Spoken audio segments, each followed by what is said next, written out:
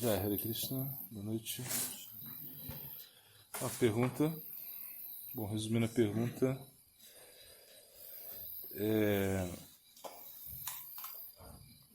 obrigado.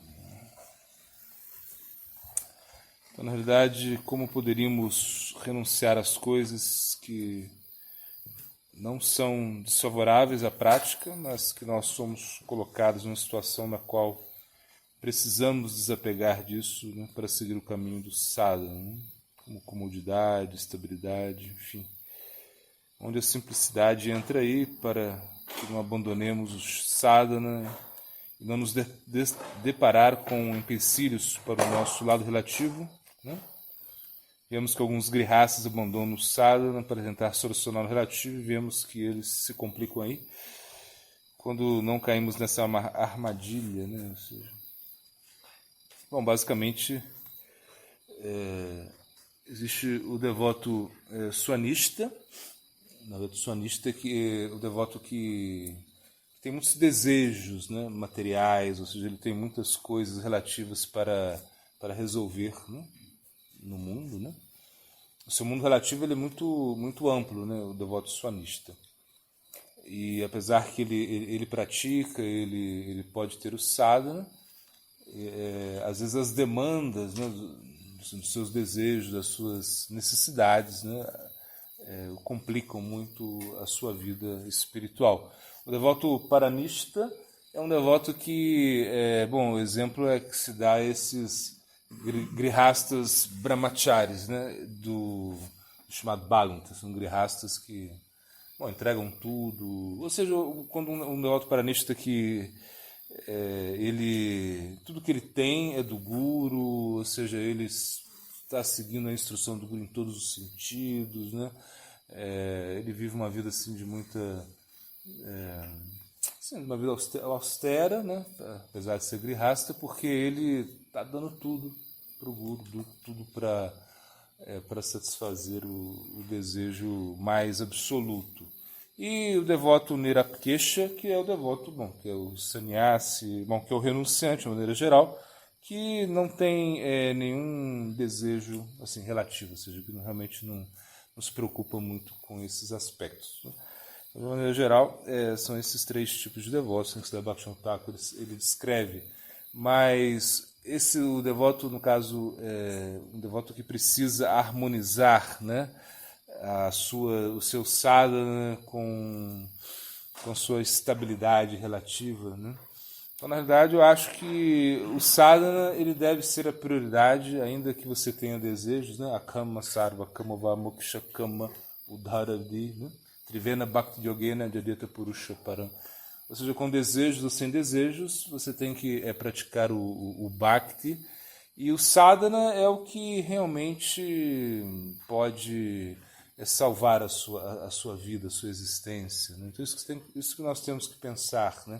Então, vale a pena sacrificar um pouco o lado relativo. Claro, não abandonar o lado relativo, porque, nesse caso, nós precisamos do lado relativo para praticar.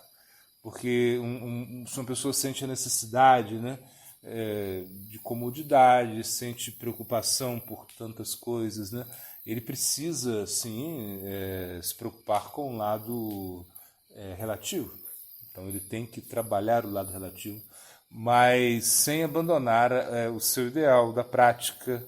Ou seja, ele não pode realmente fazer tudo sem esquecer do primordial, né?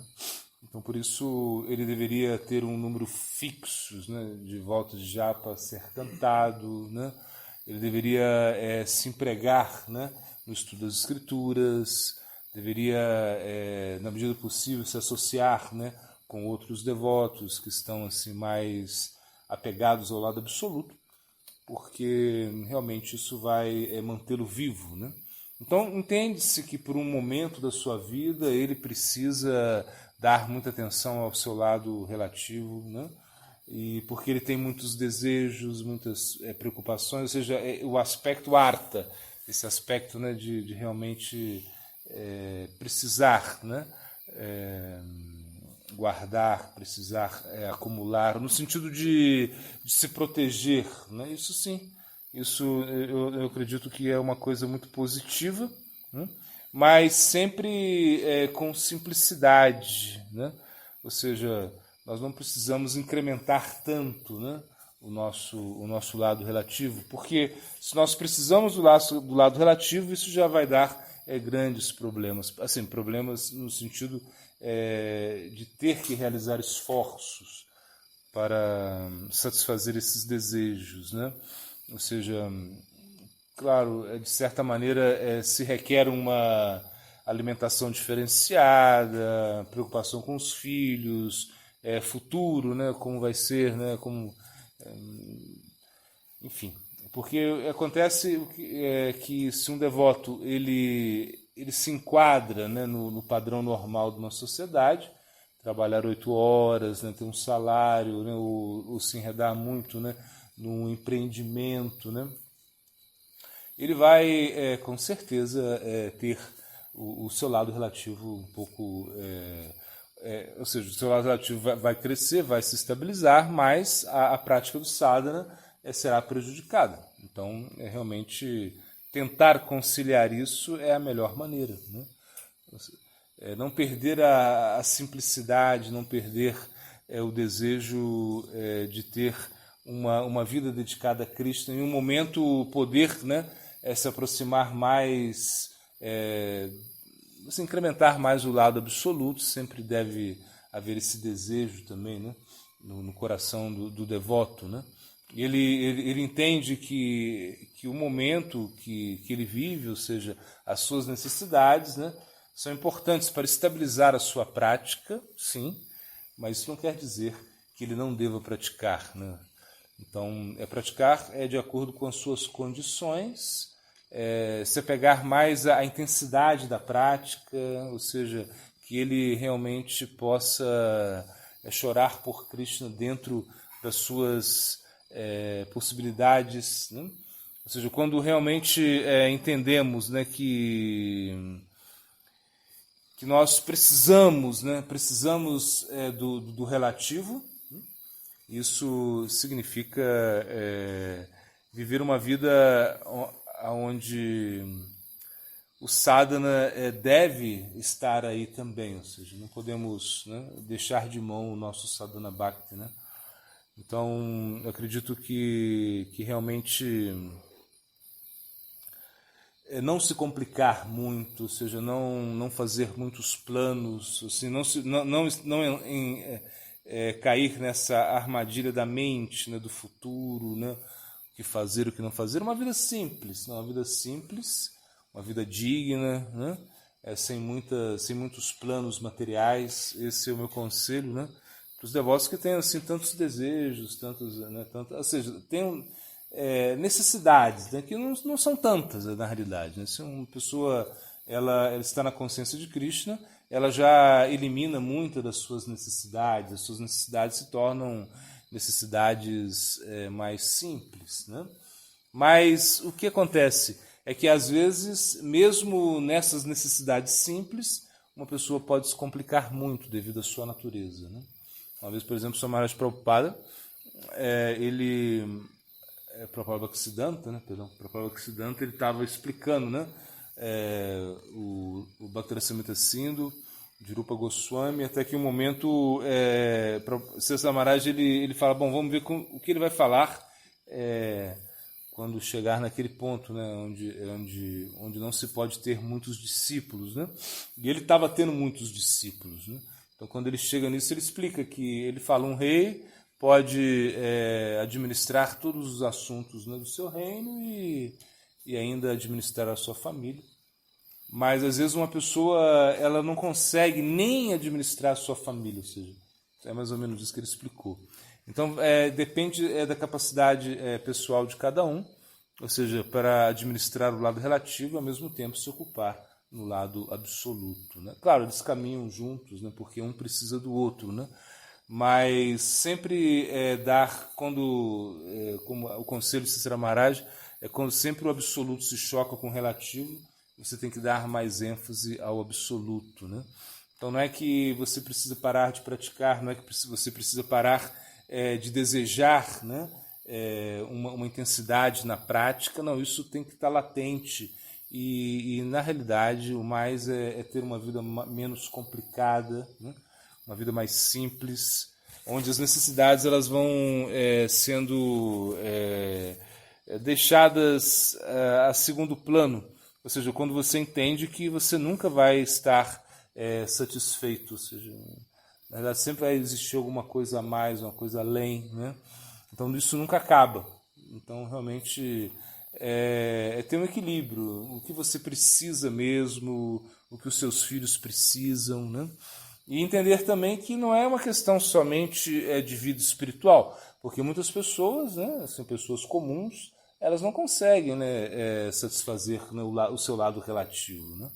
Pessoas que não têm uma vida espiritual, que não têm nenhum objetivo, né, assim, espiritual, muitas vezes elas estão assim faltando, né, faltando com cumprir as suas metas, né, as suas metas materiais, né? Então não é uma questão só de um devoto, né? Claro, o devoto ele está nesse contexto, mas ele é um devoto, então ele entende, né, que a importância da vida humana, ele entende a importância de estudar as escrituras, a importância de cantar o santo nome, a importância de ter um sadhana bhakti, né? A importância de educar os filhos na consciência de Krishna, dentro da sua possibilidade. Ou seja, ele não deve se preocupar tanto, né, com esses aspectos. Claro, cumprir o seu dever, né, que as necessidades sejam satisfeitas, mas não a exagerar isso, não criar coisas que possam enredar cada vez mais ele nesse âmbito material, né? Então, na realidade, como aí Bhaktivinoda Thakur disse, né, você pode realizar as suas atividades, né?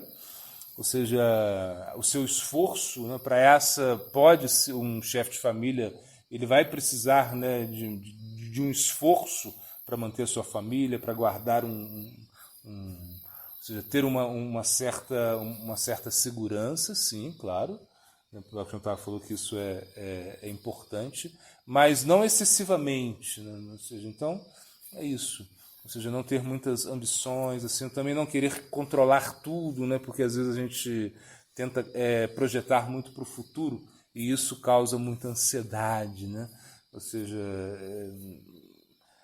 como você vai cuidar dos filhos, que educação você vai dar aos filhos, ou seja, coisas que realmente escapam, né, das nossas mãos. O futuro ele é algo completamente incerto. Então, eu aconselho viver o presente, praticar o máximo possível, cantar o máximo possível, né? Se associar, ter um espírito de entrega muito grande, buscar o plano da rendição a todo momento, ou seja, entender que a intensidade ela é mais importante se nós não temos, né, tanto tempo para práticas muito extensivas, pelo menos que a nossa intensidade seja muito forte. Krishna ele vai olhar os nossos esforços, se nós somos sinceros, se nós somos intensos, né? E isso é possível. É possível que um grihasta, é possível que um chefe de família esteja, né, aí cumprindo os seus requisitos relativos, né, do mundo material e ao mesmo tempo sendo intenso na sua vida espiritual, sendo profundo, né? Ou seja, levando tudo isso para o âmbito da rendição, né? Então, como disse Krishna, como diz esse verso na Bhavagrahi Janardana, o que importa é o sentimento que você está colocando, né? Nós vemos assim muitos exemplos, né, de grihastas associados de Mahaprabhu, né, que realmente davam tudo, ou seja, estavam assim dispostos, né, a estar conectados, né, com Mahaprabhu, com o processo do Sankirtana, né, apesar de terem, né, as suas obrigações materiais. O próprio Chaitanya Mahaprabhu foi assim, ou seja, quando ele é casado, né, ele tem que sair para para coletar, né, Lakshmi, ou seja, é uma coisa que o chefe de família ele tem que se preocupar, né? Claro, grihasta, sannyasi, brahmachari, sannyasis, brahmacharis nos preocupam muito com isso, né? Ainda que eles tenham que trabalhar duro às vezes para manter a deidade, o templo, mas o chefe de família ele tem uma preocupação a mais, que é realmente os filhos, o lar, ou seja, ele precisa cuidar muito do lado relativo, mas nunca esquecer o lado absoluto, nunca perder a simplicidade, né? Não é fácil, né? A mente está sempre querendo complicar muito, a mente sempre quer que você esteja muito preocupado, muito ansioso, né? Por tudo aquilo que está acontecendo e que vai acontecer. Mas, na realidade, entender que Krishna controla tudo, que você realiza, você, né?